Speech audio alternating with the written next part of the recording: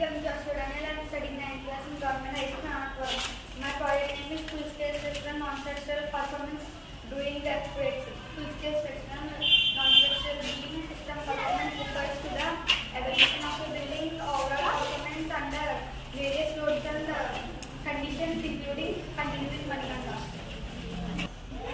My name is K. Veeraman.